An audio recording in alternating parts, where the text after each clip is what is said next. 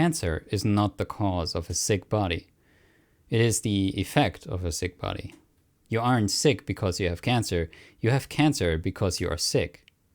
When you accept that you may have played a part in your body becoming vulnerable to developing cancer, you will also realize that you can play a part in healing it. If you broke it, maybe you can fix it. If you caused it, maybe you can cure it. If the way you were living resulted in disease, maybe changing the way you live will result in health. Today we are taking a look at the highlights of Chris Wark's Chris Beat Cancer, a comprehensive plan for healing naturally. Framing cancer as a battle or a fight presents a misunderstanding of the disease. Cancer cells are not alien invaders. Cancer cells are your cells with your DNA. Cancer is not just in you, it is you. The presence of cancerous tumors is the result of a breakdown in the normal functioning of your body. Damaged cells mutate and begin to behave abnormally, and the systems designed to identify and eliminate those mutant cells fail, allowing them to rapidly divide and corrupt surrounding tissue with lesions and tumors. Cancer is a condition created by the body that the body can resolve if given the proper nutrition and care. Much of this information is ignored and/or rejected by the conventional medical community, despite mountainous volumes of scientific validation and empirical evidence. As you will see, the research is well documented in this book and freely available for further investigation. You can change your life, but changing your life often requires a paradigm shift and re-education. We all go through life with various levels of selective ignorance, especially about health and medicine. Ignorance is bliss, but knowledge requires accountability. The reality is that sometimes we just don't want to know certain things because knowing means we will have to make difficult decisions. Once your eyes are opened, you can't go back. This information is available to anyone who wants it, but you must be a seeker of knowledge. Anyone who is closed off to new ideas and thinks they know it all, or that doctors know it all, cannot be helped. There is a common misconception that those in the natural health community are anti-science, but this is not the case. I love science. I get excited about scientific research, especially nutritional science, and I will be citing a lot of scientific research in this book. But it is important that we view science in the proper light. Science is not truth. It is an attempt to discover truth. If science were truth, it would always be right. However, not unlike news stories today, there are countless published scientific studies that contradict each other. This has led to a growing mistrust of science in the public eye. Survival of the sickest. The problem is not to find the answer, it's to face the answer. Terence McKenna. The incidence of cancer has exploded as a result of the significant changes humanity has made to the world in which we live, and the way we live in it. Perhaps the most fundamentally misunderstood aspect of cancer is that it is not a singular disease. The term cancer is a catch-all term for a broad array of unique diseases in the body that can eventually lead to uncontrolled cell growth. There are over 200 different types of cancer, which is why there will never be a singular cure for cancer. Even though cancer is not a singular disease, there is a singular point in history where the incidence of cancer began to snowball, the Industrial Revolution. Factories were built to mass-produce everything: fossil fuels, building materials, textiles, furniture, food, chemicals, and all sorts of exciting innovations. The Industrial Revolution paved the way for all the modern conveniences we enjoy today, including electricity, cars, planes, computers, and smartphones. But it also produced an unfortunate byproduct: industrial pollution. Many of the chemicals used in the production of modern goods are highly toxic, and many production processes create toxic waste byproducts that have polluted our air, water, soil, food, and our bodies. It's estimated that as many as 1 in 5 cancers are caused by environmental pollution. In the United States, there are over 80,000 chemicals registered with the Environmental Protection Agency for use in food production, cosmetics, prescription drugs, household cleaners, lawn care, agriculture, and more. These chemicals are in nearly every man-made product you buy, including makeup, plastics, paints, stains, varnishes, fabric dyes, and flame retardants. Full safety test data is available for a small percentage of these chemicals, but over half of them have no safety testing data at all. Many of these chemicals are considered to be harmless in small amounts, but this is based on the assumption that everyone will only be exposed in small, isolated doses. What isn't taken into account is the synergistic toxicity created by exposure to thousands of these chemicals over one's lifetime. Our top killer chronic diseases, cardiovascular disease, cancer, and type 2 diabetes, are for the most part not genetic. They are not caused by bad luck or bad genes. They are directly connected to our choices. Your choices have the power to create health or disease in your body. Fewer than 3% of Americans are considered to be living a healthy lifestyle, which is made up of 4 factors: eating 5 servings of fruit and vegetables daily, getting regular daily exercise, not being overweight, and not smoking. If you consider animal foods to be healthy, the typical American diet might be about 38% healthy and 62% unhealthy. If you view animal products as unhealthy, the average American's diet is around 12% healthy and 88% unhealthy.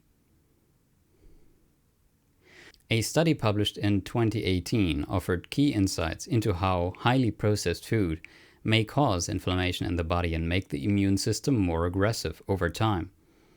Mice fed a high-calorie, high-fat, high-sugar Western fast food diet for a month were found to have high levels of immune system activity and inflammation in their bodies, surprisingly similar to how the body responds to a bacterial infection. After the mice were put back on their normal diet for 4 weeks, the inflammation went away, but some of the genetic switches in their immune cells stayed on, keeping their immune systems on high alert with a tendency to overreact to small stimuli with stronger inflammatory responses. An overly aggressive immune system triggered by the Western diet could be the missing link behind why so many people suffer from chronic inflammation, which makes your body a breeding ground for cancer. Lung cancer is the #1 cancer killer for men and women, and smoking causes roughly 90% of lung cancers and at least 30% of other cancers, including digestive cancers, head and neck cancers, ovarian cancer, and leukemia. We have an unlimited supply of food, and our calorie consumption has increased significantly over time. According to the USDA, the average American ate 3,400 calories per day in 1909. Today, the average American eats roughly 4,000 calories per day, 600 more calories per day than we were eating 100 years ago. 2/3 of American adults and nearly 30% of boys and girls under the age of 20 are overweight or obese. We just aren't moving our bottoms enough. On average, we Americans spend roughly 15.5 of our 16 to 17 waking hours each day sitting. Prolonged sitting significantly increases your risk of heart disease, diabetes, and cancer. Over the last century, the quality of our food and the quantity that we are eating have changed drastically. Our overall carbohydrate intake has come down about 4%, but the types of carbohydrates we eat are very different. In the early 1900s, most of our carbohydrates were from whole foods like grains, beans, and potatoes. Today, most of our carbohydrates are from refined foods like white flour, sugar, corn syrup, sugary drinks, potato chips, and French fries. We are also eating about 20% more animal protein than we were in 1909, and 60% more fat, primarily from oils. Polyunsaturated fats in our diet from corn, soybean, and sunflower oils and fatty fish are up 340%. Monounsaturated fats from olive, peanut, safflower, and sesame oils are up 70%. And saturated fat, mainly from butter and lard in animal foods, is up 20%. We are also eating roughly 10% more cholesterol. All totaled, our fat consumption has increased 60% from oils and animal foods in the last 100 years. Fresh food has been replaced by fast food. 100 years ago, giant supermarkets and restaurant chains didn't exist, and it was common for a household to keep a vegetable garden and livestock for food. Caramel coloring produced with ammonia is one of the most widely used food colorings in the world. It is used in colas, beers, sauces, and more, and it has been identified as a carcinogen. The state of California requires food manufacturers to put a warning label on food that contains more than 29 micrograms of caramel coloring. Agricultural giants are growing produce with toxic chemical fertilizers, pesticides, and herbicides. Many fruits and vegetables are picked before they are ripe and then artificially ripened with ethylene gas. These GMOs, genetically modified organisms, are genetically engineered with DNA from bacteria, viruses, or other plants and animals to withstand toxic herbicides like glyphosate, found in Roundup, and to produce their own insecticide. Numerous studies have shown that GMO foods can be toxic or allergenic and hazardous to people and animals that eat them, and many developed nations do not consider GMOs to be safe. Over 60 countries, including Australia, Japan, and the European Union, have significant restrictions and/or outright bans on the production and sale of GMOs. Unfortunately, in the US, it's a different story. US-grown alfalfa, canola, corn, papaya, soy, sugar beets, zucchini, and yellow summer squash are predominantly genetically modified. Commercial dairy cows are injected with recombinant bovine growth hormone, RBGH, under the brand name Prozac. This is a genetically engineered hormone introduced by Monsanto in 1995 that increases milk production in dairy cows by about 20%. RBGA also increases insulin-like growth factor 1, IGF-1, in cow's milk. Elevated levels of IGF-1 can promote cancer in humans, specifically endometrial, prostate, breast, pancreatic, and colon cancer. A European Commission report stated that, quote, avoidance of RBGH dairy products in favor of natural products will be the most practical and immediate dietary intervention to achieve the goal of preventing cancer. RBGH has been banned in all 25 European Union countries, as well as in Canada, Japan, Australia, and New Zealand, but not the United States. White flour converts to sugar in your bloodstream and gives you energy, which is good. But unlike whole food carbohydrates, fruits, veggies, and whole grains, it lacks beneficial phytonutrients and antioxidants, which neutralize the toxic free radical byproducts of cell metabolism. White flour and white sugar are empty calories, and a diet rich in empty calories will eventually make you fat and sick. Conventionally grown wheat is sprayed with glyphosate, the active ingredient in Roundup, to control weeds and help dry it out 7 to 10 days before harvest. A 2009 article in the journal Toxicology cited evidence that glyphosate-based herbicides are endocrine disruptors at trace amounts of just 0.5 parts per million and are liver toxic at 5 parts per million in humans. In 2015, the World Health Organization International Agency for Research on Cancer classified glyphosate as probably carcinogenic to humans. Glyphosate is not only sprayed on genetically modified Roundup-ready corn, canola, and soybeans, but it is also sprayed on many types of conventionally grown non-GMO grains and vegetables to dry them out before harvest, including wheat, millet, flax, rye, buckwheat, barley, oats, beans, peas, lentils, corn, potatoes, and more. Fish and shellfish absorb mercury and store it in their fatty tissues. Mercury works its way up in the food chain in a process called biomagnification, as large fish eat smaller fish. The longer a fish lives, the more toxins like mercury it absorbs, and when you eat that fish, you absorb it all. Almost all fish contain trace amounts of mercury, but the most contaminated fish are the predators at the top of the food chain, such as tuna, swordfish, shark, king mackerel, and tilefish. We're stuffed, but we're starving. We're getting plenty of macronutrients, protein, fat, and carbs, but not nearly enough micronutrients like vitamins, minerals, enzymes, antioxidants, and the thousands of protective anti-cancer phytonutrients in plants such as polyphenols, flavonoids, and carotenoids, allicin in garlic and onions, quercetin in apples, curcumin in turmeric, apigenin in celery, sulforaphane and idol 3-carbinol in broccoli, catechins in green tea, and ellagic acid in berries.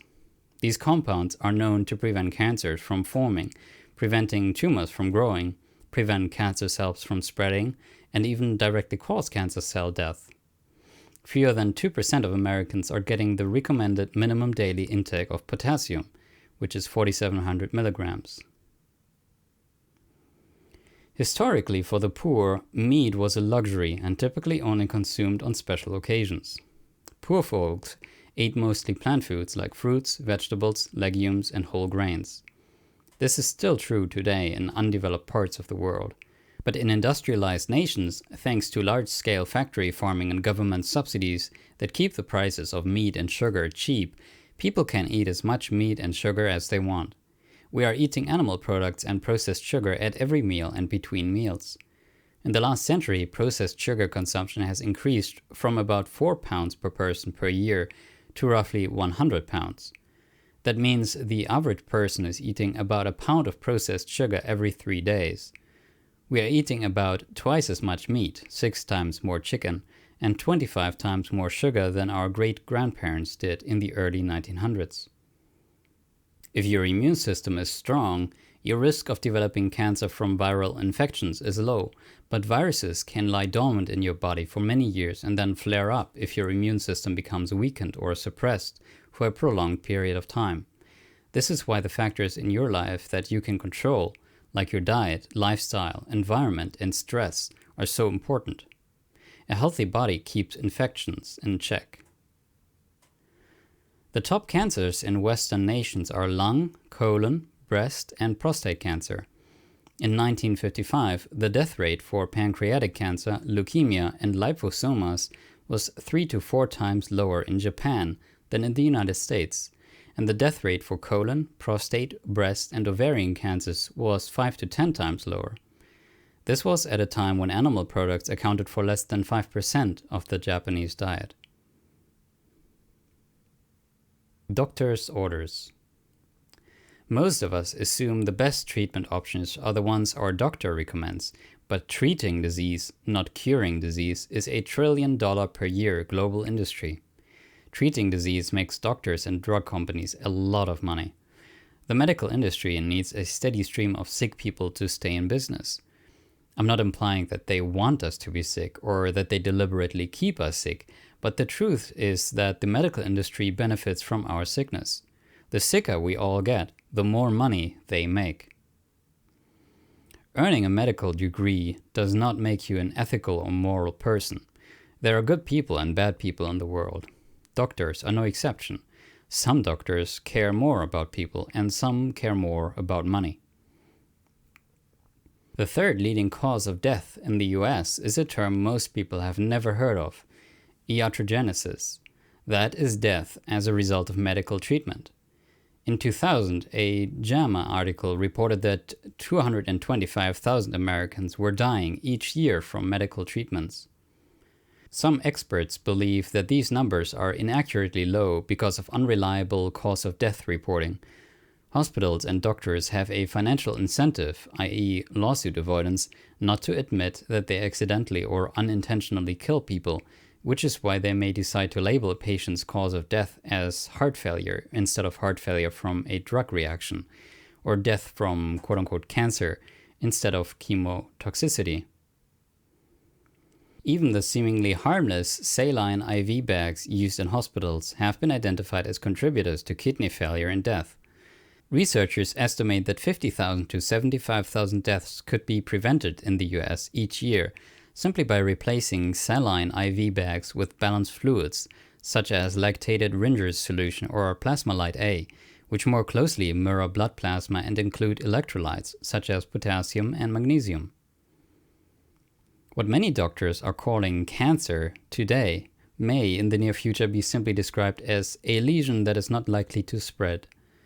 In response to the overdiagnosis problem, the American Cancer Society updated its mammogram screening recommendations in 2018, pushing the starting age from 40 to 45, due to the high incidence of false positives for women under 45. Lung cancer is the #1 cancer killer, with a 5-year survival rate of only about 17%, and many 5-year survivors still have cancer. The small percentage of lung cancer patients who are permanently quote-unquote cured may only be so because they were misdiagnosed and treated for a disease that was not life-threatening to begin with. If you are diagnosed with cancer in the United States, your doctor can only prescribe a combination of surgery, drugs, and radiation. That's the standard of care in which every patient is essentially treated the same way. In most cases, your doctor is not allowed to prescribe a change in diet or lifestyle or any other natural or non-toxic therapy as a first-line therapy if you have been diagnosed with cancer. They can recommend dietary and lifestyle interventions and other therapies as complementary, but often do not. And even though many doctors will acknowledge that the body is capable of healing itself, there are pervasive ignorance and arrogance in the medical community, which scoffs at natural healing methods, including evidence-based nutrition and lifestyle medicine. When cancer goes away on its own, the industry calls it spontaneous remission, but there's another word for it: healing. The body creates cancer, and the body can heal it. Many patients are told by their doctors that nothing they did contributed to their condition, that it was just bad luck or genetics. If you believe that you are powerless and there's nothing you can do to help yourself and promote health and healing in your body, then medical procedures and pharmaceutical drugs are your only hope. Once cancer patients are convinced that oncology is their only hope, doctors often use fear to motivate them to take immediate action. They want to get you onto the conveyor belt as quickly as possible. And once you are strapped on, it is very difficult to get off. Fear is one of the strongest motivators there is, especially the fear of dying. A 2012 study showed that 70 to 80% of terminal lung and colorectal cancer patients surveyed thought that the treatments they were receiving were likely to cure them, when in fact the patients were only given chemo as a palliative care to quote-unquote buy some time or improve their quality of life, with no intention of curing their cancer. When doctors were questioned about their failure to communicate the difference between curative and palliative care, a common excuse was that it's hard to tell patients that you can't cure their cancer. Doctors also have a financial incentive not to tell patients the whole truth. If oncologists told every terminal cancer patient that chemotherapy was not likely to cure them, and detailed how harmful and damaging the side effects would be, they would risk losing a lot of patients and a lot of income. Oncologists often use convoluted terminology, medical jargon, and positive-sounding words like benefit, successful, effective, and working to describe cancer treatment, but what these words mean to a patient and to an oncologist are very different things. When a chemo drug is described as effective, beneficial, working, or successful, it usually only means the drug might shrink a tumor or reduce the number of cancer cells in your body temporarily. If shrinkage happens, your cancer is quote-unquote responding to treatment. After treatment, it's not unusual for tumors to start growing again at a more aggressive pace. That's when the patient realizes that the successful treatment that shrank their tumor for a few months didn't produce the kind of success they were hoping for, curing their cancer. Let's say that after surgery, a patient has a 6% risk of reoccurrence within 5 years, and the patient is told that the recommended chemo regimen has been shown to reduce her absolute or overall risk of reoccurrence from 6% to 3%. That patient might be inclined to pass on chemotherapy because her risk of reoccurrence after surgery is already low at only 6%. But this same therapy that reduces absolute risk of reoccurrence from 6% to 3% can also be described as reducing relative risk of reoccurrence by 50%, which sounds huge. This is often how pharmaceutical sales reps sell new drugs to physicians, who in turn use the same statistics and language to sell drugs to patients. Even the term remission can be deceptive. Some oncologists use the term remission without distinguishing between partial remission and complete remission. Partial remission means the tumor shrunk partially. Complete remission means that the cancer lesions, tumors, or cells are not detectable by scans or tests at a singular point in time, usually immediately after a round of treatments is complete. It's not uncommon for a cancer patient to achieve complete remission after being quote-unquote successfully treated with surgery, chemo, and radiation, only to have new tumors form soon thereafter because the underlying causes of cancer were not addressed. To the patient, a 76% remission rate means a 76% cure rate. But the oncologist knows the cancer is likely to come back after treatment and that the patient will probably die in 1 or 2 years. And they may not disclose that to the patient because it's hard to tell patients you can't cure their cancer. Apart from lung cancer, in particular small cell lung cancer, there is no direct evidence that chemotherapy prolongs survival in patients with advanced carcinoma. Many oncologists take it for granted that response to therapy prolongs survival, an opinion which is based on fallacy and which is not supported by clinical studies. With few exceptions, there is no good scientific basis for the application of chemotherapy in symptom-free patients with advanced epithelial malignancy. A study published in JAMA in 2015 reported that giving chemotherapy to end-stage cancer patients with fewer than 6 months to live did not improve their survival or their quality of life. The sickest patients had no benefit, and those who weren't as sick suffered more. The patients who opted out of the chemo lived just as long and had better quality of life than those who took the chemo. Unfortunately, Hippocrates' principle, first do no harm, has been abandoned by the cancer industry, and treatments are often prescribed despite the certainty of severe physical damage and life-threatening risk to the patient.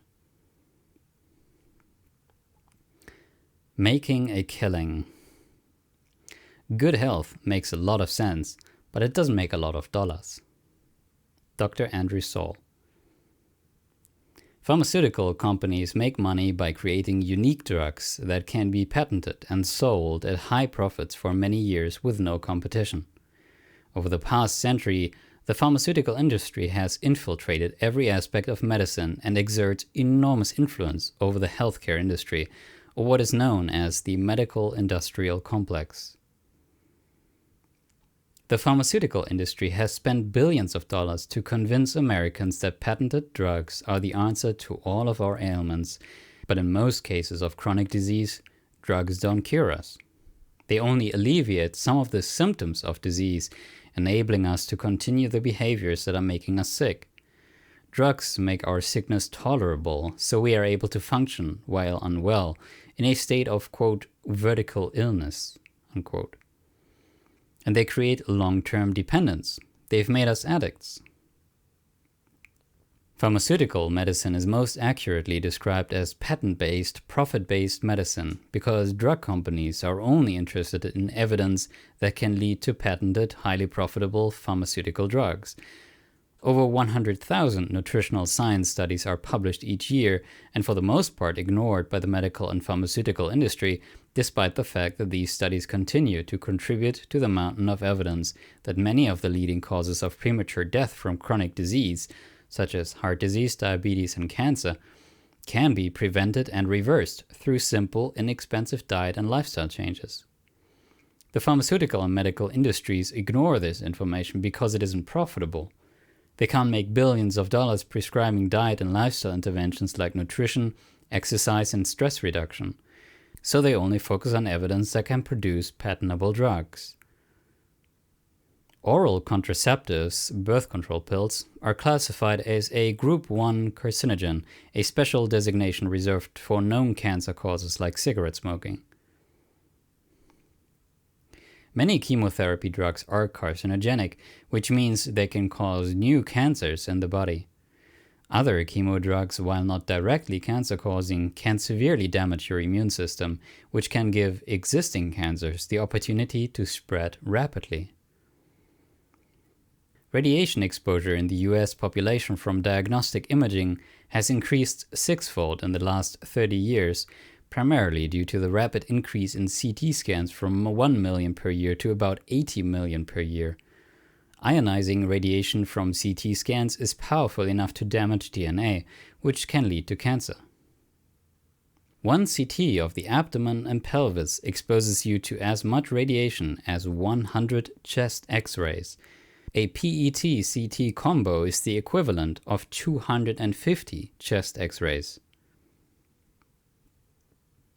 The radiation from a CT scan is considered to be twice as carcinogenic as the gamma rays from the atomic bombs dropped on Hiroshima and Nagasaki. After only one CT scan, your risk of radiation-related cancer remains elevated throughout the rest of your life, and your risk increases with every scan. It's estimated that diagnostic radiation causes 1 to 3% of all cancers, and that the number of radiation-related cancers will triple in the coming years if diagnostic radiation use continues at current levels. Children are especially vulnerable to radiation damage. The cancer risk from CT scans decreases significantly after age 25. When radiotherapy shrinks a breast cancer tumor by 50%, everyone assumes that's a good thing, but researchers at UCLA discovered that the radiation often kills benign cells. It also makes the surviving breast cancer stem cells resistant to further treatment and up to 30 times more likely to form new tumors than the non-irradiated breast cancer cells. All ionizing radiation is harmful, and small doses add up over time. Ionizing radiation from dental X-rays increases your risk for meningioma, the most common type of brain tumor. If you need to have a dental X-ray, make sure they use a neck shield.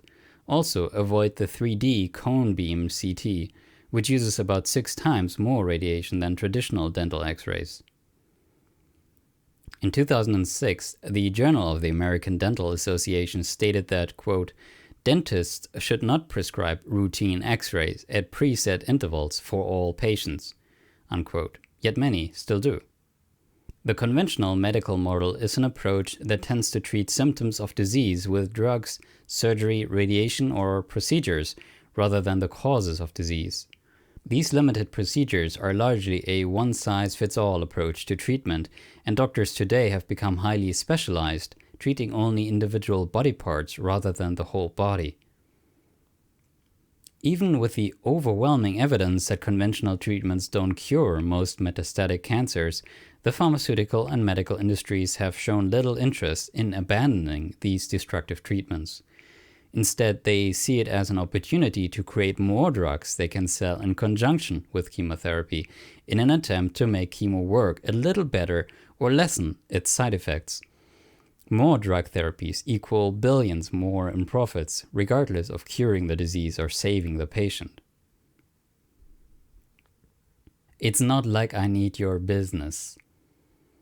It is difficult to get a man to understand something when his salary depends upon his not understanding it. Upton Sinclair. Chemotherapy literally means treating disease with chemicals. The oncology business model is different from other branches of medicine because you can't buy most chemotherapy drugs at your local pharmacy. Hospitals and oncology clinics buy cancer drugs at wholesale prices and then mark them up and sell them to you, charging you for the privilege of putting them in your body. Private practice oncologists make up to 2/3 of their income on the profit from chemo drugs.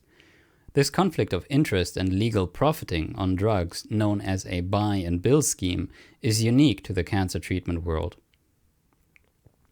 Today, the FDA requires extensive clinical trials before a drug or medicine is approved for medical use to treat a specific disease. The goal of the FDA approval process is to determine whether a drug is safe and effective, but a lot of inside money influences the approval of new drugs because of the enormous cost of drug development and clinical trials. One of those costs is the $2.1 million user fee that drug companies pay to the FDA each time they submit a new drug application for approval. Forbes writer Matthew Harper totaled R&D spending from the 12 leading pharmaceutical companies from 1997 to 2011 and found that they had spent $802 billion to gain approval for 139 drugs at an astounding average cost of $8.5 billion per drug. Each new drug has the potential to make tens of billions of dollars in profit. With that much money at stake, it's not surprising that pharmaceutical companies try to influence the drug approval process in any way they can, including putting their own people on the FDA approval panels. Cancer treatment can be financially devastating for someone who doesn't have insurance, but even those covered by insurance can end up bankrupt. The total cost of cancer treatment can range from several $100,000 to well over $1 million, and it's not uncommon for a cancer patient's medical debt to range from tens of thousands of dollars to over six figures. Both chemotherapy and radiation are capable of shrinking tumors and reducing cancer in the short term, but in many cases the cancer comes back more aggressively than before, and the patient is then subjected to more aggressive treatments. Thus begins the downward spiral. Endless rounds of chemo and radiation treatments may keep the cancer under control for a while, but destroy the patient in the process.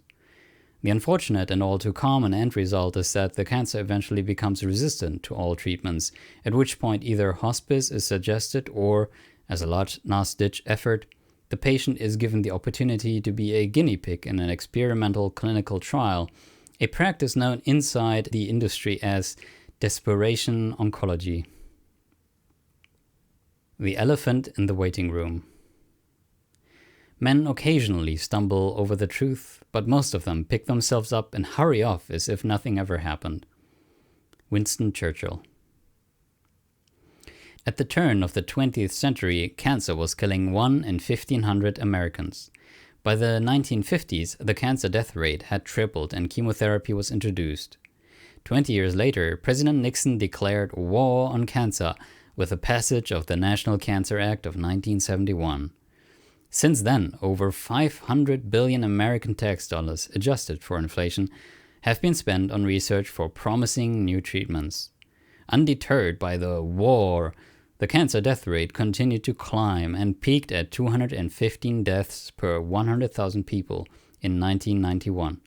It has declined since then, but the reason for this decline has very little to do with improvements in cancer treatment. Smoking is the number one cause of cancer, and lung cancer is our number one cancer killer. 83% of lung cancer patients die within 5 years of diagnosis. Conservative estimates indicate that the reduction in smoking is responsible for 40% of the decrease in male cancer deaths from 1991 to 2003. This 40% drop in the death rate of our number one cancer killer had a huge impact on the overall cancer death rate, but somehow early detection and innovations in cancer treatment got most of the credit in the headlines. Here's how misleading and biased 5-year survival statistics can be. If 10 women are diagnosed with late-stage breast cancer at age 60 and all die by age 64, their 5-year survival rate is 0%. If these same women are diagnosed with cancer earlier at age 58 and all die by 64, their 5-year survival rate is now 100%. Increased screening and early detection made a remarkable improvement in their 5-year survival, but they are all still dead at 64. That statistical phenomenon is known as lead time bias. Surprisingly, your doctor may have no idea what lead time bias is or how it has inflated survival statistics. In one study, 54 of 65 physicians surveyed did not understand lead time bias. Of the 11 physicians who indicated they did, only 2 explained it correctly. As frustrating as the overdiagnosis and overtreatment problem is, the tide is turning. The use of chemotherapy to treat early-stage breast cancer is on the decline. A study of roughly 3,000 women with early-stage breast cancer and some 500 doctors who treated them found that use of chemotherapy declined overall from 34.5% of cases in 2013 to 21.3% of cases in 2015. The beat cancer mindset. Luck is not a factor. Hope is not a strategy. Fear is not an option. James Cameron. Whether you believe you can do a thing or not, you're right. Henry Ford. If you've been diagnosed with a terminal illness, this is the most powerful question you can ask yourself. So go ahead, ask yourself, do I want to live? If your answer is yes, my next question for you is why? Why do you want to live? If you are not sure, take a few minutes to think about what you have to live for. Your reasons to live might be people in your life who need you, people you want to love and serve. Your reason might be a purpose, a calling, a mission you haven't accomplished, a dream you haven't fulfilled, or it might be all of the above. Write down or type up the list of your reasons to live and put this list in places where you will see it every day. I had dreams and aspirations. I wanted to live a long, full life. I had an entrepreneurial spirit and I wanted to build a successful business. I wanted to have children and grandchildren, and maybe even meet my great-grandchildren. I wanted to have adventures and travel the world. Since I started my journey, I've read about, met, and interviewed many people who have healed all types of and stages of cancer, and I've seen that same mindset in every single one of them. I call it the beat cancer mindset. This mindset is the single most important factor, the linchpin in every successful healing story. The beat cancer mindset has 5 components. Accept total responsibility for your health. Be willing to do whatever it takes. Take massive action. Make plans for the future. Enjoy your life and the process. People who care about you are going to tell you the truth. Sometimes the truth stings a little, but the truth will set you free. Accepting responsibility for your health starts with considering the possibility that cancer may be your fault. Maybe some bad decisions, bad habits, or ignorance over the course of your life contributed to your cancer. I know mine did. There's no need to beat yourself up about it or wallow in guilt, self-pity, or regret. Instead, now is the time to evaluate your life, accept whatever part you played, and learn from your mistakes. One of the most troubling things I've ever heard a cancer patient say is, "I'm not going to let cancer change me."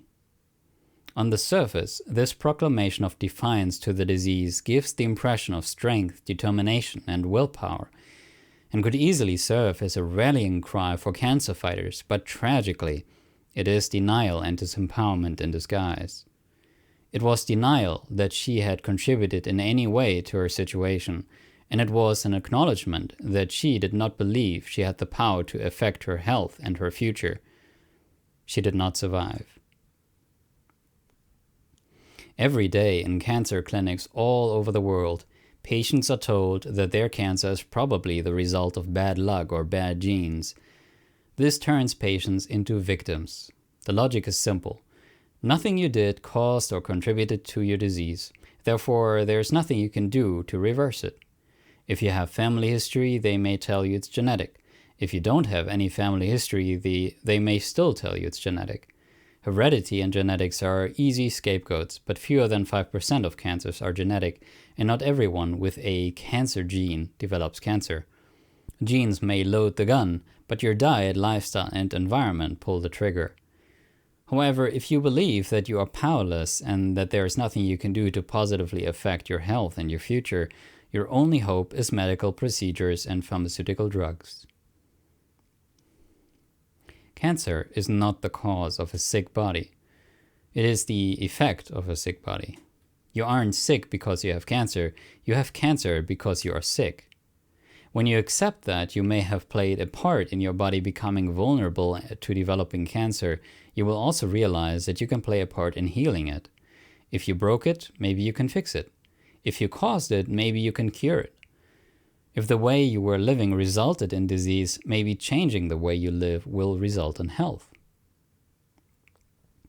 I became a detective, determined to identify and eliminate anything in my life that may have contributed to my disease.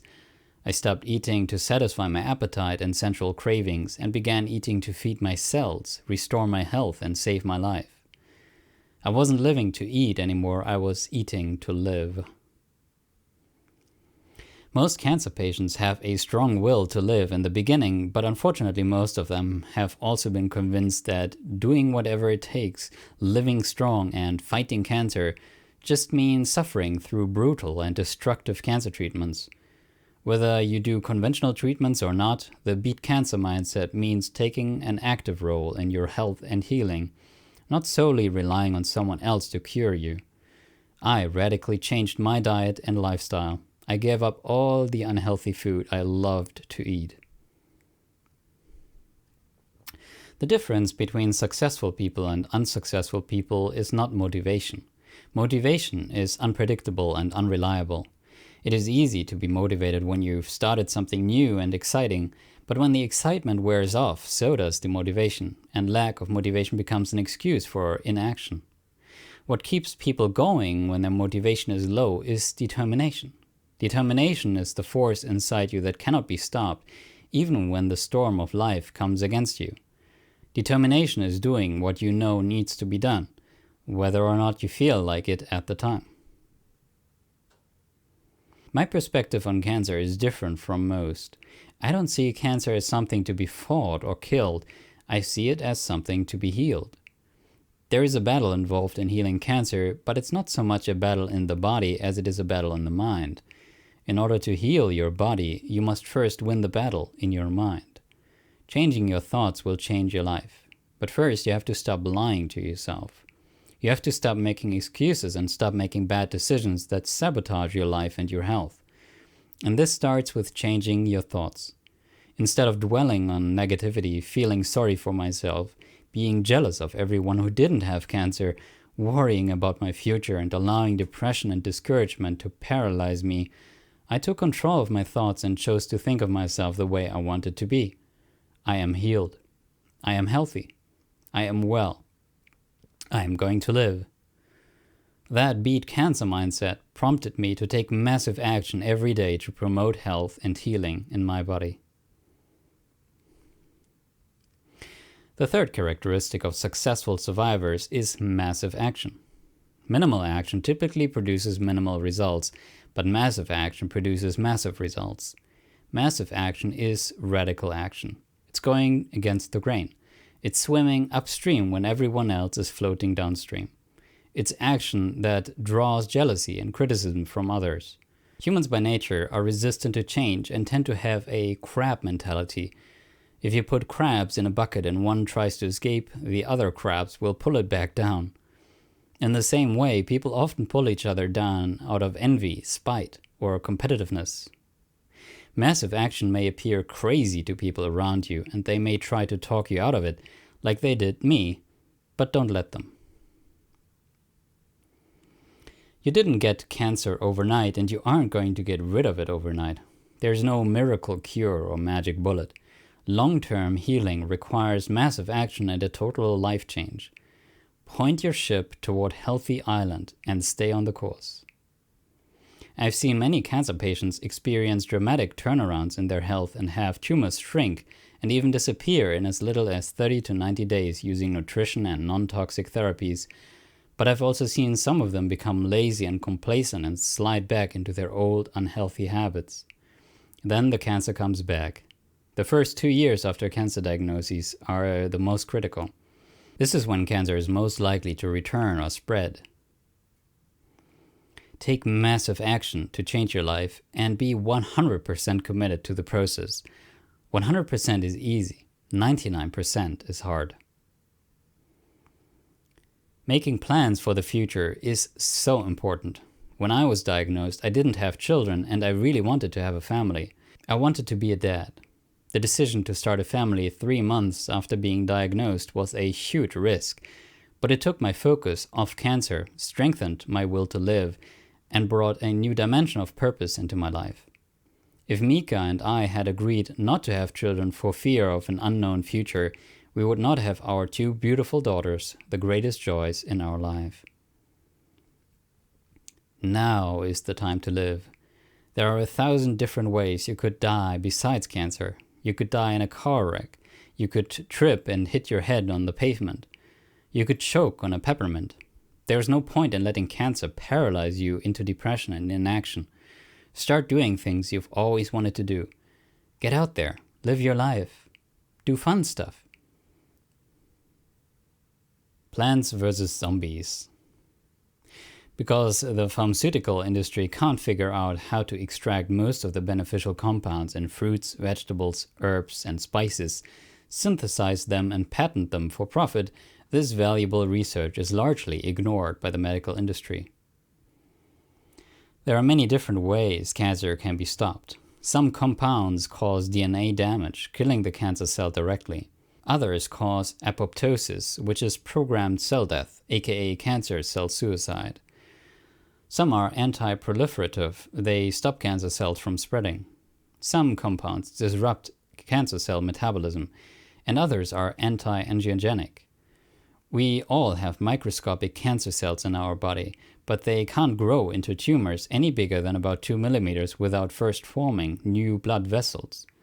This process is called angiogenesis, and blocking tumors from forming new blood vessels, a process known as anti-angiogenesis, is a very good thing. Many phytonutrients in plant foods, such as apigenin and luteolin in parsley and celery, as well as fisetin in onions and strawberries, also have the ability to block the formation of new tumor blood vessels through anti-angiogenesis.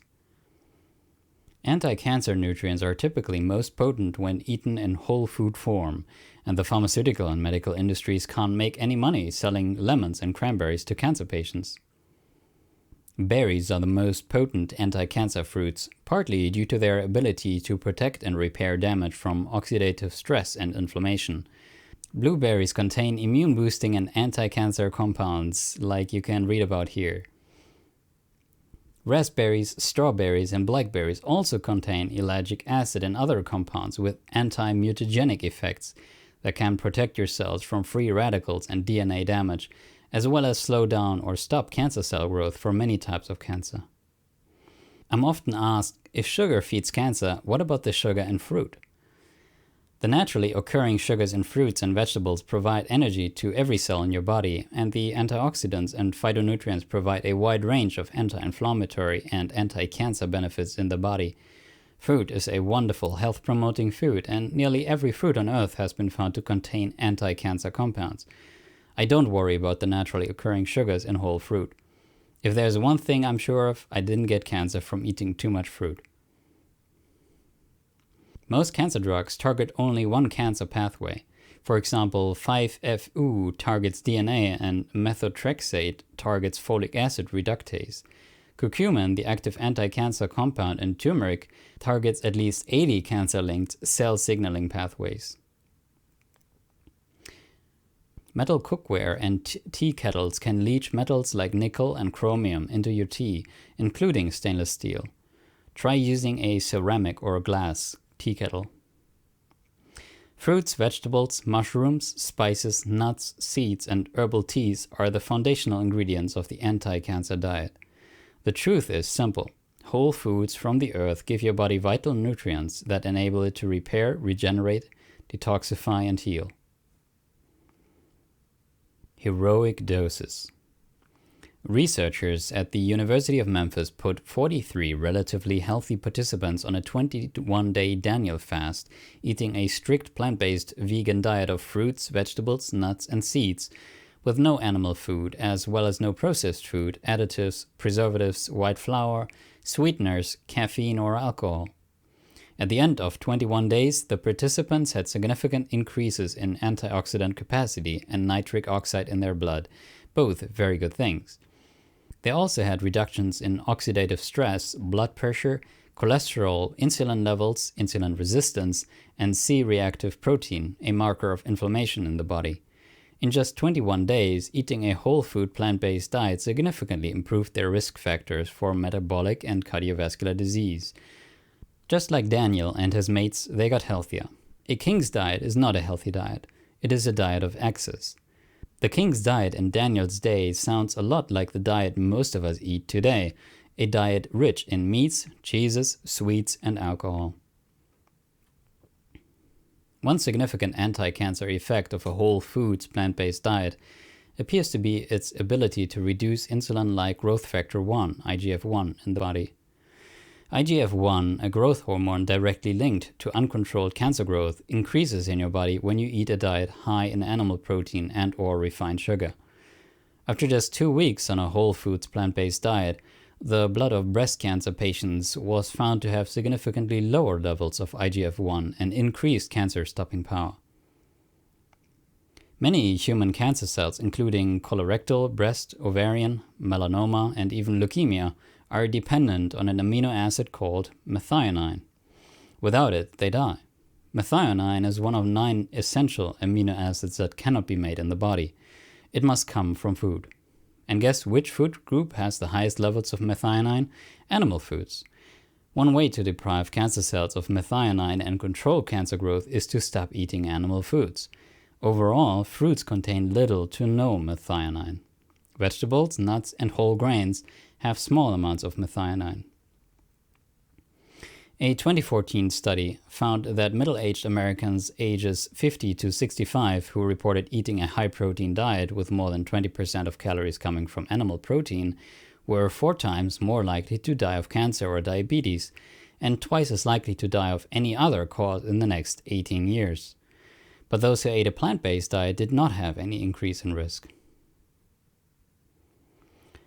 Another cancer promoter found in animal food is heme iron, a highly absorbable form of iron found in meat, especially red meat, organ meat, and shellfish, but not in plant food.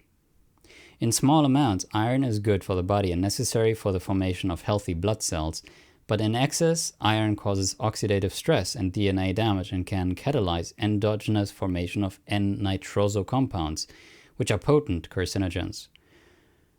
Excess dietary iron has been linked to an increased risk of esophageal and stomach cancer as well as colorectal cancer. Excess iron that is not used in blood cell formation accumulates in your liver, heart, and pancreas and can contribute to iron overload because your body has no way of ridding itself of iron except by bleeding. When you stop eating animal products and replace them with whole plant foods from the earth, you stop eating animal-derived protein with saturated fat, reduce the levels of cancer promoters like growth hormone IGF-1, methionine, and heme iron in your body, and increase the levels of thousands of anti-cancer phytonutrients found only in plant food. Eating 10 servings of fruit and vegetables per day, 800 grams, was associated with a 24% reduced risk of heart disease, a 33% reduced risk of stroke, a 28% reduced risk of cardiovascular disease, a 13% reduced risk of all cancers, and a 31% reduction in premature deaths.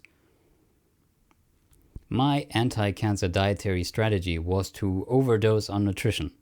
I wanted to saturate my body with the vital nutrients in fruits and vegetables in order to give it all the fuel and firepower it needed to repair, regenerate, and detoxify. And I went way beyond the recommended daily allowances. I went from eating a typical American diet that might include 1 to 2 servings of fruits and vegetables on a good day to eating between 15 and 20 servings every single day. My anti-cancer diet had 2 major objectives. First, eliminate all foods that might be a burden to my body and promote cancer growth, like processed food and animal food. Second, overdose on nutrient-dense foods from the earth. I wanted to saturate my body with vitamins, minerals, enzymes, antioxidants, and the thousands of phytonutrients and anti-cancer compounds found in plant food. You can't accomplish this by taking a handful of supplements. This approach required massive action, and my massive action plan consisted of 3 main elements, aka the Super Health Triad. 1. Juices. 2. The giant cancer-fighting salad. 3. The anti-cancer fruit smoothie. In order to understand the value of juicing, you need to understand what happens when you eat. When you chew food, you're essentially juicing it in your mouth. You're breaking it down into liquid form and splitting open the cell walls. Your salvia contains enzymes that begin the digestive process and enable nutrients to be absorbed by your body. The food particles that cannot be broken down by your digestive system, such as fiber, pass through and head out the back door. Chewing separates the fruit and vegetable nutrients from the insoluble fiber. The better you chew before you swallow, the more nutrients you will absorb from your meal. Juicing is a great way to extract massive amounts of nutrients from fruits and vegetables without having to sit down and chew through 20 pounds of vegetables per day. Juicing releases approximately 90% of the nutrients in food, which is about 3 times better than you can do with your teeth. Another key factor is absorption. If your digestive tract is inflamed and overrun with bad bacteria, you may only be absorbing a small amount of the nutrients in the food you eat. Fresh juice is alive, nutrient-rich, and easy for your body to absorb and use. I didn't juice leafy green vegetables because they didn't produce as much juice as fruits and root vegetables, and I always felt like I was wasting them. In addition, some leafy greens such as spinach and kale contain high levels of oxalic acid, which can be problematic for some people. I prefer to eat leafy greens whole in a salad or blend them up in a smoothie. I'm often contacted by people who are concerned that carrot or beet juice contains too much sugar and sugar feeds cancer. While it is true that cancer cells feed primarily on glucose, so does every other cell in your body. All fruits, vegetables, grains, and animal protein are converted to glucose to feed your cells. Carrots and beans contain anti-cancer nutrients that can turn off cancer genes, interfere with cancer cell reproduction, block metastases, and cause cancer cell suicide. In my opinion, the positive benefits of the phytonutrients and anti-cancer compounds in carrots, beets, and fruit far outweigh any potential negative related to their sugar content. We aren't getting cancer from eating too much fruit, carrots, or beets. What about fruit juice? Some of the literature I read back in 2004 claimed that even freshly juiced fruit juice had too much concentrated sugar for cancer patients, so I avoided fruit juice and only ate fruit whole or blended up in smoothies. Since then, my attitude toward fresh fruit juice has changed. There are some powerful anti-cancer compounds in fruit juices, especially green apple and lemon juice. There's really no secret formula, but I did follow some guidelines. No meat, cheese, or store-bought salad dressing. Use organic produce if you can get it and afford it to reduce your exposure to toxic chemical pesticides, herbicides, and fungicides. A critical part of the health restoration process is healing your gut and rebuilding your digestive tract. The first step is eating tons of plant food, which is rich in starch and fiber. These are prebiotics and serves as food for probiotics, the good gut bacteria. The second step is eating a small amount of fermented foods daily, which contains live cultures of probiotic bacteria. Fermented foods help repopulate your intestinal flora with good bacteria, which displace bad bacteria and can improve your digestion and immune function. Pickled vegetables like sauerkraut, kimchi, and pickles, as well as apple cider vinegar, are my preferred fermented foods. As the old saying goes, the dose determines the poison. Fermented foods may end up being unhealthy if you consume too much. Asian cultures with the highest intake of pickled vegetables also have the highest incidence of stomach cancer. A meta-analysis of observational studies conducted in Korea and Japan found that a high intake of pickled vegetables was associated with a 28% increased risk of gastric cancer. Kimchi accounts for approximately 20% of sodium intake in the Korean diet, and the high amount of sodium used in pickled foods may be the real culprit. Liquefying in a blender also increases the amount of absorbable nutrients. A liquefied salad is going to taste a bit unusual, kind of like a cold, bland vegetable soup. Not very appetizing sounding, I know, but keep in mind that this is medicinal food. You aren't drinking it for the taste. Even if you have to hold your nose, do it. Just get it in your body. Remember, 10 servings per day of fruits and vegetables are considered ideal for cancer prevention. Cancer healing may require more. I ate 2 giant salads per day and drank 8 glasses of vegetable juice plus a fruit smoothie. I was giving my body an abundance of nutrition with 15 to 20 servings of fruits and vegetables per day, every day. Like I said before, massive action produces massive results. And that, my friend, is what massive action looks like.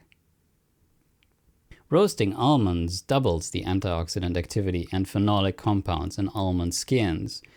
However, nuts aren't just good for colon cancer. Eating a handful of nuts and seeds every day cuts your risk of several types of cancer, including breast cancer and pancreatic cancer, as well as cardiovascular disease, neurodegenerative disease, and diabetes. Building a new body. Your body is made up of trillions of cells, almost all of which are dying and being replaced continually throughout your life. Your intestines are regenerated every 2 to 3 days. Your taste buds take 10 days. Your skin and lungs take 2 to 4 weeks. Your red blood cells take 4 months. Your nails take 6 to 10 months. And your bones take about 10 years. About every 100 days, most of your soft tissue has been replaced. Your body is a perpetual construction site. And your body is built with the food you eat. That's it. You build your body. You are what you ate. No matter what we put in it, it manages to keep working, which is why it's so easy for us to take our bodies and health for granted. But you can only do that for so long, because if your nutritional requirements are consistently not met and you replace vital, life-sustaining food from the earth with artificial, man-made factory food and high amounts of animal products, your health will decline. It's only a matter of time. Healthy cells and tissues are replaced with weaker ones as they regenerate, nutrient reserves are depleted, and the body becomes vulnerable to disease. Progressively, after many years, critical systems begin to break down, like your cardiovascular system, your central nervous system, your endocrine system, your digestive system, your reproductive system, or your immune system. All of these systems are connected, and when one system becomes dysfunctional, it affects the others. And that's about the time when you begin to develop chronic pain, acid reflux, high blood pressure, irritable bowel syndrome, and high blood sugar, warning signs of diseases such as diabetes, heart disease, or cancer. Contrary to what I'd been led to believe by raw foodists, cooking does not destroy the nutritional value of food. It actually breaks down cell walls and makes certain nutrients in food easier to absorb. Cooking can reduce the amount of water-soluble vitamins by about 15%, but it also reduces the volume of the food, so you can end up eating more of it, so there is no net loss. If you've ever cooked spinach, you've seen how drastically the volume is reduced after cooking. A giant bag cooks down to a bowlful. This is why cooked vegetables are considered to have about twice the calories as raw vegetables. Rural Africans weren't getting our most common cancers, heart disease, diabetes, Crohn's disease, hemorrhoids, hernias, ulcers, gallstone, appendicitis, or autoimmune diseases. And if they made it through the infectious disease gauntlet of childhood, they were likely to live to be over 100 and simply die of old age. One of Burkitt's first conclusions was that the absence of chronic Western diseases in rural Africa had nothing to do with genetics.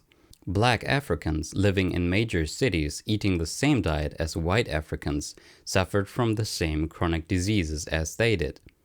When Burkitt investigated the diets of rural Africans, he noted that they ate a high-fiber, plant-based diet that consisted of starchy vegetables such as potatoes, yams, cassava, peas, and beans, whole grains such as corn, millet, sorghum, teff, and wheat, and fruits like bananas and plantains when available and in season. Unlike the Western diet, there was very little white flour and white sugar and very little meat and dairy.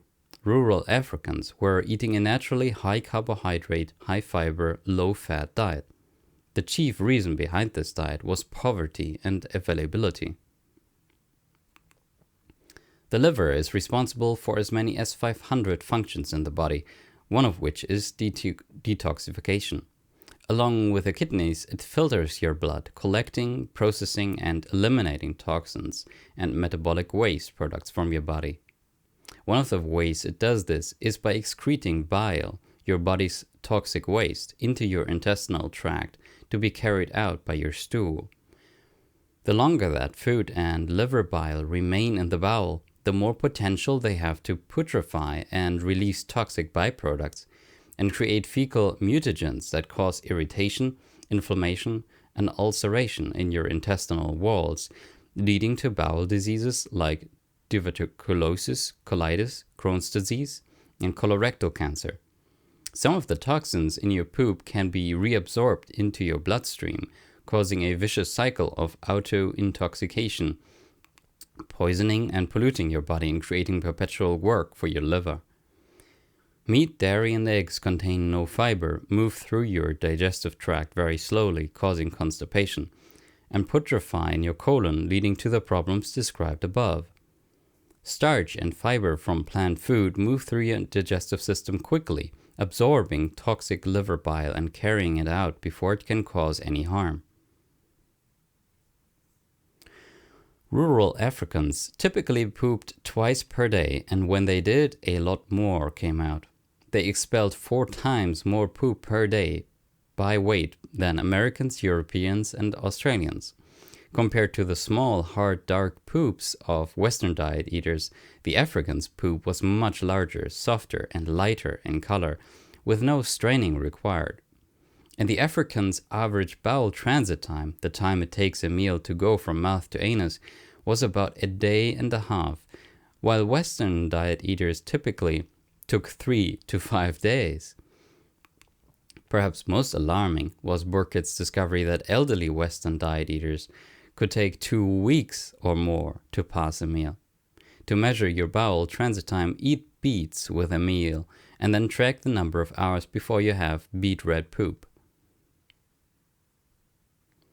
Several decades after Burkitt's work was published, researchers re-examined the native African diet.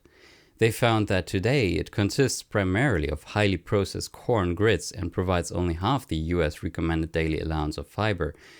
But surprisingly, the rates of colorectal cancer in Africa were still 50 times lower than the United States.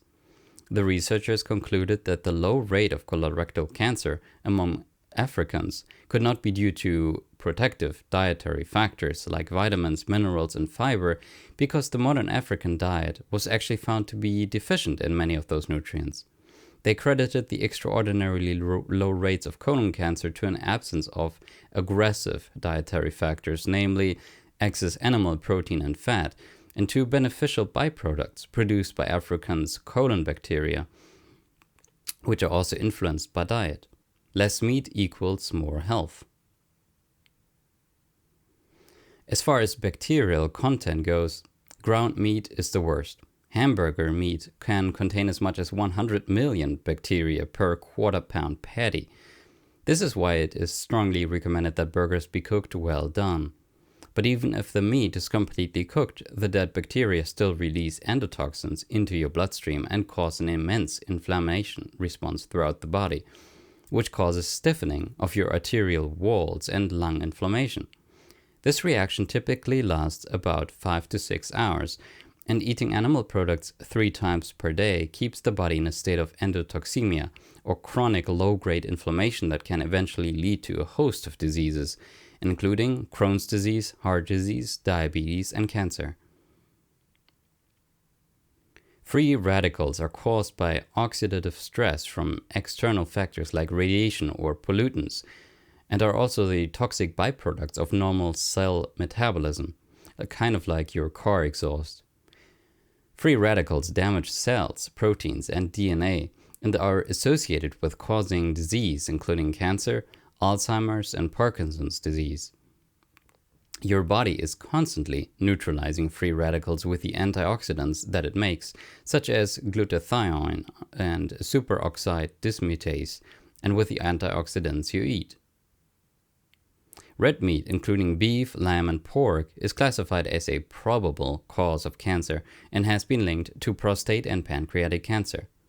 There are many studies associating the consumption of animal protein and fat with an increased risk of certain cancers. But haven't humans been eating meat for thousands of years? Yes, but our dietary habits and food systems are very different from those of our ancestors. Americans are eating twice as much meat as our great-grandparents, and even they were eating more meat than many of the populations with the lowest cancer rates today. In addition, the processed and factory-farmed meat we are eating contains higher levels of fat, growth hormones, and contaminants. Financial guru Dave Ramsey is famous for saying, "Live like no one else now, so later you can live like no one else." The longest living populations around the world on every continent eat diets that are on average about 95% plant-based. That equates to eating animal products somewhere between a few times per week and a few times per month. If you live and eat the way the healthy longest living people live and eat, you can expect to enjoy health and long life, free from most chronic diseases everyone else gets. Take out the trash. Your liver is your body's detoxification engine and a critical component of your immune system. It processes nearly every toxin that enters your body. An overburdened, sick liver can lead to a toxic body, weakened immune system, and an environment where cancer cells can thrive. So it makes sense to reduce the workload on your liver and the rest of your body by reducing or eliminating your exposure to unnecessary toxins. Your body is always detoxifying. Your body detoxifies when you pee, poop, and sweat, and every time you exhale.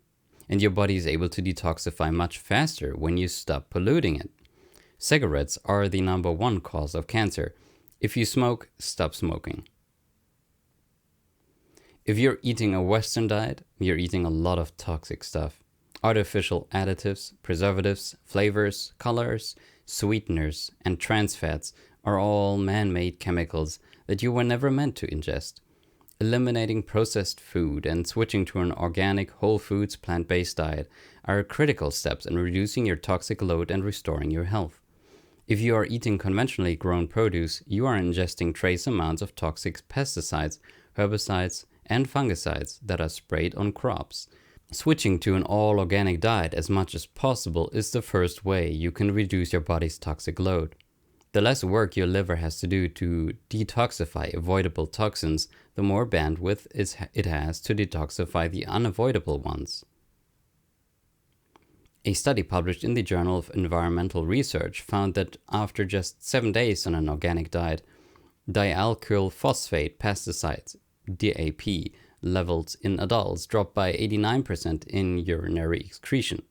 DAPs make up 70 to 80% of organophosphate pesticides.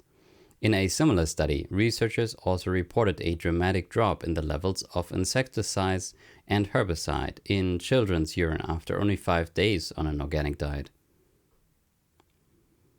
Produce you should buy organic: apples, celery, cherry tomatoes, cucumbers, grapes, hot peppers, nectarines, peaches, potatoes, spinach, strawberries, sweet bell peppers, kale, collard greens, summer squash, corn, and berries.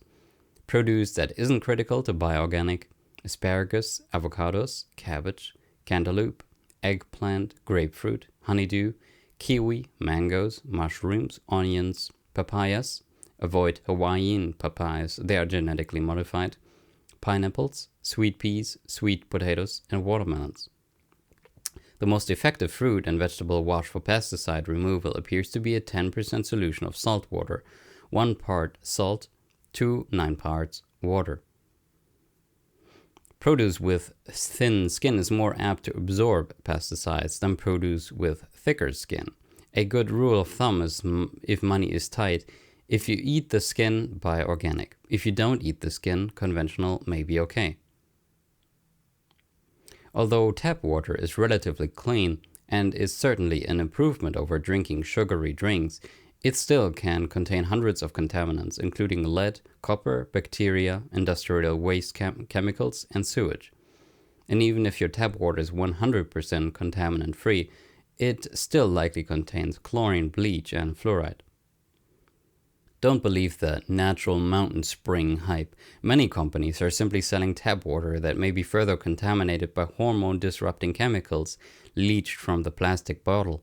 A 2018 study found that 93% of bottled water brands tested were contaminated with as much as 10,000 plastic microparticles per liter. Nestle Pure Life bottled water had the highest levels. Many people have thyroid problems today due to fluoride, chlorine, and bromine. These three toxic halides all displace iodine in the thyroid, essentially polluting it and eventually impairing its ability to function properly. The thyroid regulates your endocrine system, directly affecting breast, ovarian, uterine, and prostate health. Meat and dairy can harbor viruses, bacteria, and parasites, and factory-farmed animals are often injected with antibiotics and hormones and are fed unnatural GMO feed to fatten them up. Many wild fish are polluted with mercury, especially the fish at the top of the food chain. Aluminum is a potent neurotoxin linked to Alzheimer's. You might be surprised to know that the highest source of dietary aluminum is cheese. Many cheese manufacturers use an additive called sodium aluminum phosphate, which is a form of salt that enhances flavor and texture. But you won't see sodium aluminum phosphate listed as an ingredient on the label because cheesemakers are allowed to simply call it salt. Other forms of aluminum, such as aluminum sulfate, are often used in baking powders, pickles, relishes, flour, and canned meat. The half-life of mercury in the body is estimated to be about 2 months. The same goes for aluminum. Your body can remove these heavy metals, but you have to stop putting them in. Your skin absorbs what you put on it. Chemicals from creams, lotions, potions, oils, makeup, nail polish, deodorants, and other body care products are absorbed into your bloodstream through your skin, and these chemicals circulate throughout your entire body. Aluminum salts in antiperspirants, which interfere with estrogen receptors, have been implicated as a potential contributor to breast cancer, as there is a disproportionately large number of breast cancers that occur in the upper outer quadrant of the breast tissue closest to the armpit. If you have cancer, the cause could literally be right under your nose, in your mouth, specifically from silver fillings. Silver amalgam fillings are 50% mercury, the most toxic non-radioactive metal on Earth. Silver fillings release mercury vapor every time you agitate your teeth with chewing, brushing, eating acidic foods, and drinking hot liquids. Your body absorbs 80% of the mercury vapor you breathe in. Each amalgam in your mouth can release as much as 1 microgram of mercury per day, and the release of mercury vapor never stops, no matter how old the fillings are. If you decide to have your mercury fillings replaced, avoid bisphenol A-based epoxy resin composites. The New England Children's Amalgam Trial linked these types of resins to a greater risk of impaired physiological function in children, including learning impairment and behavioral issues. Make sure your dentist uses a non-BPA-based composite resin for your fillings. The half-life of mercury in the body is estimated to be about 2 months.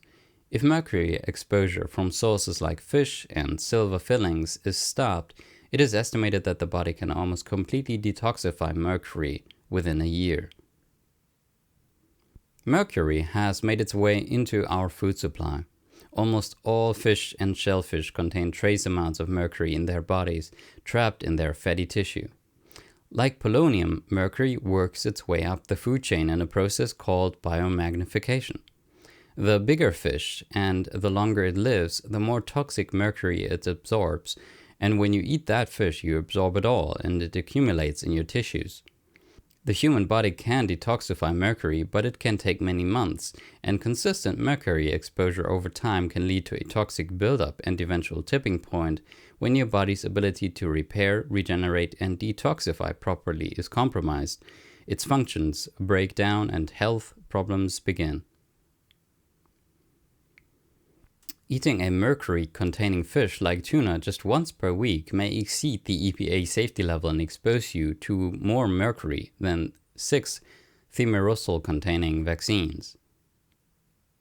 An important step to reduce your toxic load is to eliminate as many potential toxins as possible from the 2 places where you spend most of your time, home and work. A 2018 study published in Science found that volatile organic compounds from paint, varnishes, cleaning products, and personal care products, including shampoo, hairspray, deodorant, perfume, air fresheners, and hand sanitizers, contribute to more outdoor air pollution than automobile exhaust. Indoor air can be as much as 5 times more polluted than outside air. Common indoor air pollutants also include radon gas, smoke, mold spores, and volatile organic compounds from chemicals used in furniture, foam, and fabrics. Radon gas is the second leading cause of lung cancer after smoking. Toxic mold can lead to chronic infection and suppressed immunity, which can keep you perpetually sick and vulnerable to cancer. Scented candles, incense, and air fresheners can produce toxic chemical vapors and smoke. The main cleaning chemicals linked to lung damage in the study were glutaraldehyde, a disinfectant used on medical instruments, as well as bleach, hydrogen peroxide, alcohol, and ammonia-based compounds, which are commonly found in household cleaners. Women who cleaned for a living had the most damage and the highest decline in lung function. To prevent lung damage from harsh cleaning chemicals, the scientists who conducted the research advise using microfiber cloths and water instead of harsh chemical cleaning products. In 2009, an occupational study of cancer risk for 15 million people from Denmark, Finland, Iceland, Norway, and Sweden found the highest risk of cancer in beverage and tobacco workers, plumbers, seamen, mechanics, engine operators, miners, chimney sweeps, and some factory workers. These professions involve working around smoke, soot, dust, or chemical fumes. Hairstylists and salon workers also have elevated risk due to their exposure to chemical agents in hair care products. According to the study, the occupations with the lowest risk of cancer are farmers, gardeners, and teachers. But it's a different story for livestock producers. Multiple studies have linked American poultry, cattle, and pig farmers to elevated risk of blood cancers. Electro pollution is a term coined to describe our increasing exposure to harmful, invisible electronic frequencies harnessed by man in our modern world.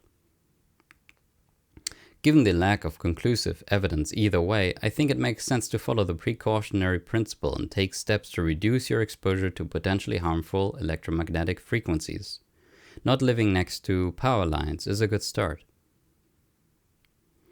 If you would like to measure the EMF fields in your home or at work, you can use a Gauss meter to measure EMF hotspots in your home or work environment, so you can take steps to reduce your exposure. When using your phone, be aware that the weaker your phone's signal, the more radiation it emits. Fasting was a regular part of life for many of our ancestors for religious reasons and during times of food scarcity. And it is a powerful detoxification method and regeneration therapy for your body. Fasting gives your body a break from digestion, which allows it to pay attention to things that have been overlooked. Around day 2 or 3 of a water fast, your body switches from burning glucose for energy to burning body fat. This process is called ketosis. When you enter a natural state of ketosis through fasting, which is technically controlled starvation, your body switches from normal daily operations to survival and protection mode, and your cells begin a process of internal house cleaning. Realizing there is a shortage of glucose for fuel, healthy cells stop trying to grow and instead begin to break down and use old and damaged parts for fuel.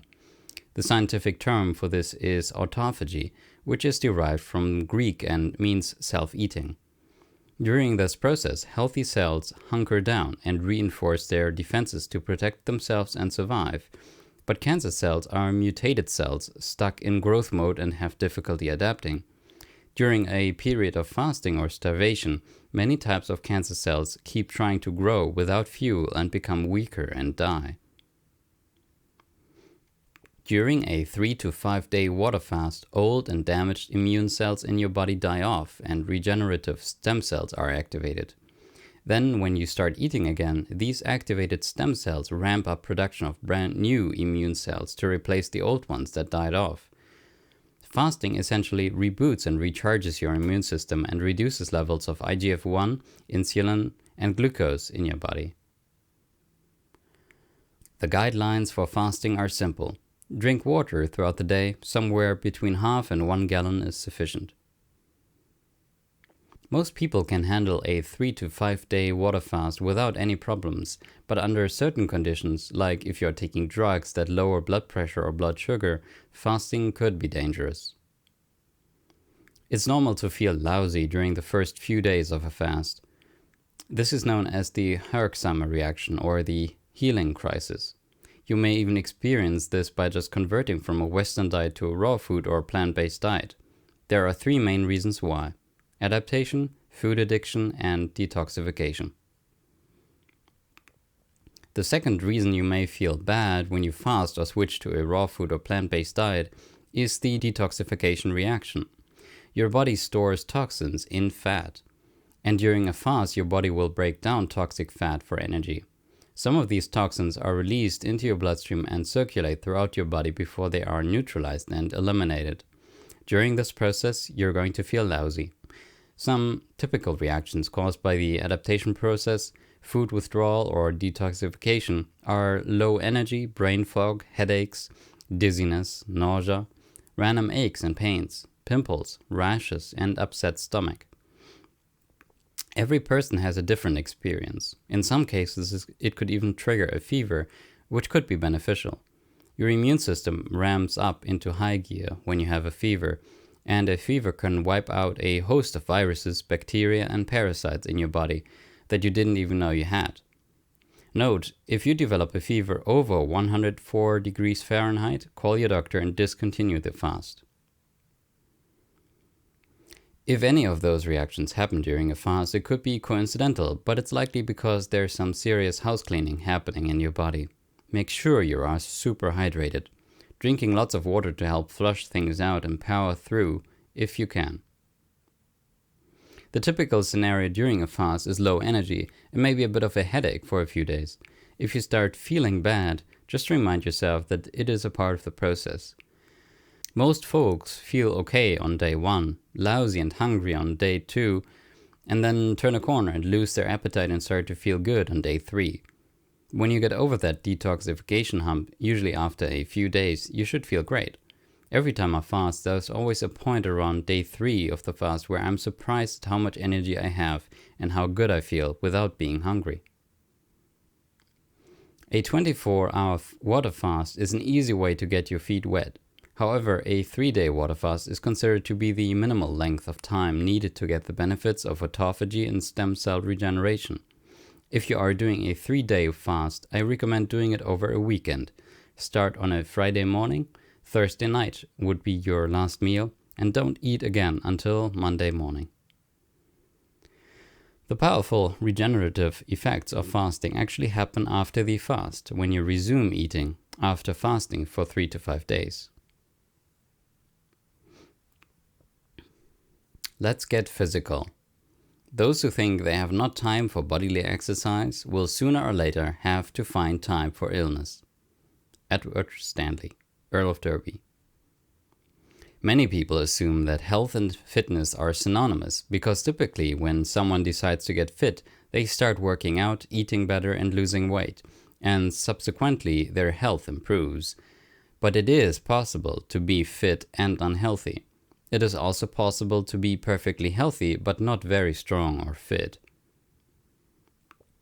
Americans have the shortest life expectancies of any nation in the industrialized world, but professional athletes who are at the opposite end of the exercise spectrum have an even shorter lifespan.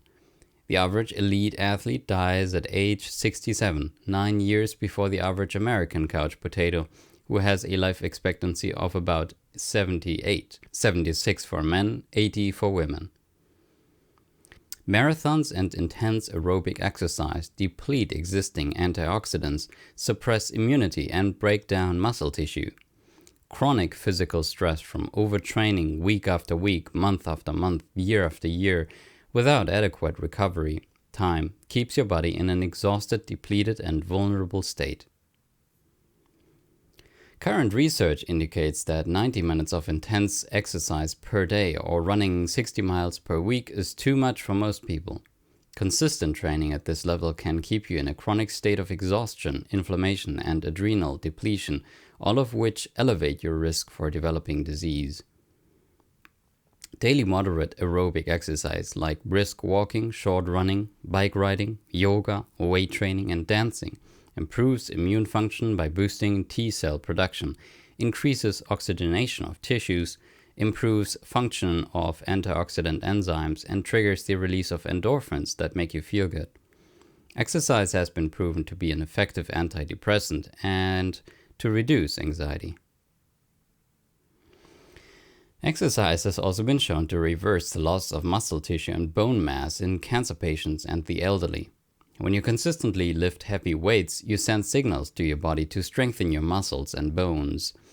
Routinely lifting heavy weights is the best way to prevent and reverse osteoporosis, far better than taking calcium supplements. Diet and exercise also affect how your genes express themselves, literally turning good genes on and bad genes off. A critical component of your immune system hinges on your body's ability to efficiently detoxify via your lymphatic system, which includes your tonsils, thymus, bone marrow, spleen, lymphatic fluid, vessels, and lymph nodes. The thymus and bone marrow produce white blood cells called lymphocytes. Your blood vessels deliver oxygen and nutrients to your cells. Your lymph vessels are like blood vessels, and they contain clear lymphatic fluid that carries white blood cells, B cell and T cell lymphocytes, throughout your body to attack invaders and infected cells. Your lymphatic fluid also carries dead cells, metabolic waste, and toxins away from healthy tissue to be eliminated through sweat, mucus, urine, and liver bile, which is carried out in your poop.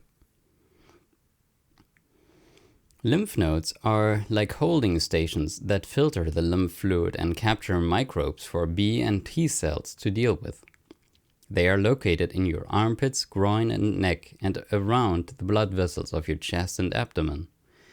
You have about 3 times more lymphatic fluid than blood, but there's no pump in the lymphatic system.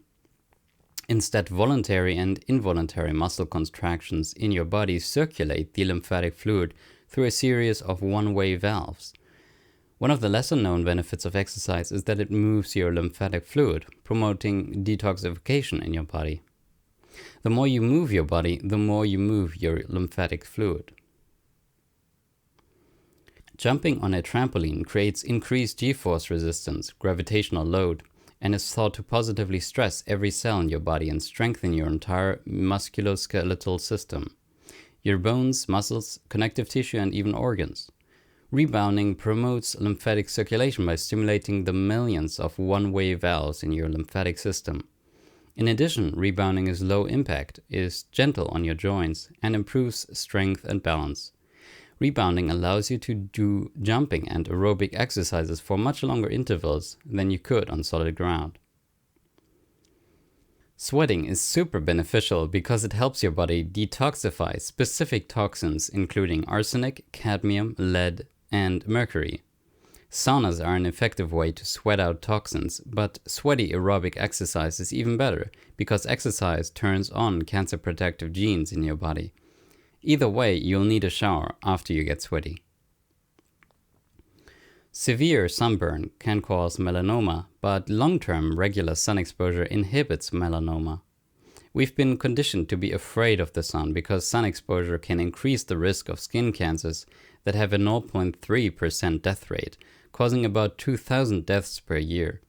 But regular sun exposure prevents cancers that have death rates from 20 to 65%, causing 138,000 US deaths per year. 15 minutes of daily sunshine is ideal but can be difficult in winter months. Vitamin D is one of the most important anti-cancer vitamins, and I take at least 1,000 international units of vitamin D3 in supplement form every day. Walking for 10 to 20 minutes 2 to 3 times a day will do wonders for you, and grounding yourself by walking barefoot on the grass, dirt, or sand will increase the benefits even more. Walking barefoot allows your body to absorb negative ions from the surface of the earth, which have amazing benefits in your body. These negative ions act as antioxidants and have been found to improve blood flow, calm your nervous system, normalize cortisol, reduce inflammation and pain, improve immune function, and speed healing. The latest research has shown that movement throughout the day may even be more beneficial than 30 to 60 minutes of deliberate exercise once per day. There are many easy ways to incorporate more natural movement into your life, like always parking at the far end of the parking lot and taking the stairs instead of the elevator. You need an early bedtime and lots of sleep, because sleep is when your body heals.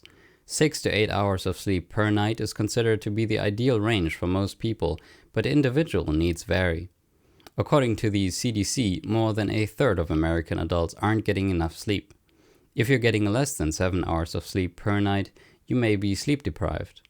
Not getting enough sleep night after night can create a sleep debt that keeps growing over time and can lead to a gradual degradation of your health.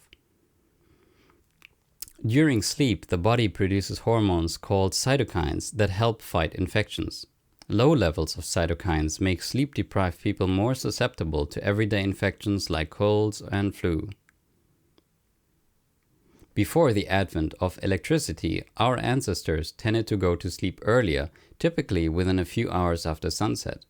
Their sleep habits were in harmony with nature and the cycle of the sun. They slept less in the summer and more in the winter. Melatonin, also known as the hormone of darkness, is produced by your pineal gland when your body detects low light in the evening. It is an antioxidant that is 5 times more powerful than vitamin C, and it increases the effectiveness of your lymphocytes, killer cells that fight off foreign invaders and mutated cells. Exposure to bright morning light helps reset your internal clock and normalize your circadian rhythm. Eat an early dinner and go to bed on an empty stomach. Eat all your meals within an 11-hour window or less, such as 8 a.m. to 7 p.m. Don't eat a meal before bed, and definitely do not eat in the middle of the night. Eating late at night forces your body to use energy to digest food while you sleep instead of repairing itself. Your bedroom should be cool, quiet, and dark. The ideal temperature for sound sleep is between 60 and 70 degrees Fahrenheit. If your room is much warmer or cooler, or if your blankets are too heavy or too light, you may toss and turn during the night and not get enough deep, restful sleep. It may be helpful to black out your windows or wear a sleep mask. Light at night can interfere with your body's production of melatonin, one of the most powerful anti-cancer hormones in your body. The less physical energy you exert on your day of rest, the more benefit you will receive from it. Making yourself take a day of rest is important, not only to maintain your health, but to restore it. Under pressure, stress, and negative emotions. Worry never robs tomorrow of its sorrow. It only saps today of its joy. Leo Buscaglia. If you are confronted by a tiger, the first thing that happens is a sense, danger, followed by a thought, I'm about to be tiger food. That thought triggers an emotion, fear. That emotion triggers the release of stress hormones, adrenaline and cortisol, which activate a physical response in your body. Simply put, these hormones divert all of your available energy to your muscles and the parts of your brain that can assist you in survival. Adrenaline gives you strength and power. Cortisol tells your body to dump glucose into your bloodstream, making you more alert and giving you a burst of energy to run faster and farther or fight harder. The reason stress hormones switch off your immune system, digestive system, reproductive system, and parts of your brain is simple: energy conservation. Your brain uses about 20% of your energy. Your digestive system uses about 15% of your energy, sometimes more, which is why eating a heavy meal can make you sleepy. Your body is brilliantly designed to direct energy to where it is needed most. In a true fight or flight situation, that would be your muscles. Acute stress events are few and far between, and very rare for most of us in first world nations. Our problem is something very different. Our problem is chronic stress. Chronic stress is the grinding day in, day out stress caused by the worries, fears, responsibilities, and conflicts we have in life. It is like the tiger that you can never get away from. Chronic stress produces elevated levels of adrenaline and cortisol, which keep you in a constant state of fight or flight light and can lead to all sorts of problems over time. Stress also interferes with your brain function. When you are under stress, parts of your brain are switched off, affecting your ability to think rationally, and your lower brain stem, aka your reptilian brain, becomes dominant. The reptilian brain controls your instinctive survival responses like anger, aggressive dominant behavior, fear, revenge, tribalism, territorial behavior, and reproductive impulses. The reptilian brain is primitive, impulsive, and irrational, which is why people who are in a state of fear, worry, anxiety, anger, or sexual arousal often make impulsive, irrational, and really bad decisions. Extreme rage can make you temporarily insane. Without exception, every single cancer patient I have met had major chronic stress in their life besides cancer. And in many cases, it wasn't just one thing. It was a combination of several significant stressors persisting in their life for many years. The first step in reducing stress is to stop worrying. Worrying is a bad habit that you can break. Stop worrying about your health, about other people, about the economy, about the government, about the future, and about events you cannot control. To worry is to live in fear. Many of the problems we have in life persist unnecessarily simply because we put off solving them. We avoid them, ignore them, procrastinate, and in some cases even deny they exist. Some problems and stressors in life resolve on their own, but others will not go away until you take action. Make a 2-column list with problems on one side and solutions on the other. On the left-hand column, list your problems and sources of stress. Ask yourself, what am I worried about? What is causing me the most stress? Who is causing me the most stress? Once that is done, review each stress producer in your life and then ask yourself, what do I need to do to remove this stress from my life? Write your answer on the right-hand side of the list. This practice engages the creative problem-solving part of your brain. Most problems have a simple solution, not necessarily an easy solution, but a simple one. Spiritual healing. Your thoughts and beliefs create your reality and shape your future. As you think, so you are. Even though this concept has been rebranded many times as the power of positive thinking, the law of attraction, and the secret, and may seem a bit cliché, it is timeless truth. Your thoughts, beliefs, and expectations are much more powerful than you realize. Regardless of the type of treatment, patients who believe a therapy is going to work have a higher likelihood of getting well and are often the ones who defy the odds, while patients who don't believe a therapy is going to help them tend to do worse. Something incredible happens when you start thinking positively and seeing yourself in a way that you may not yet be. No one talks to you more than you. Instead of depending on encouragement from others, which you may or may not get, start encouraging yourself. You can apply this to every area of your life. I am smart. I am strong. I am courageous. I am loved. I am worthy of love. I am blessed. I am attractive. I am successful. I belong here. I am valuable. I am healed. I am healthy. I am well. And doggone it, people like me. Stop criticizing yourself and encourage yourself instead. Epilogue. The alternate path, the road less traveled, was hard, and it was lonely. I had no idea where it would take me, and I knew it would be challenging, but I sensed it would make me stronger and wiser. Deep in my core, it made the most sense. Despite the opinions of many people around me, I knew this was the path I had to take. I didn't like who I was, and I didn't want to change. But I knew I had to change to survive.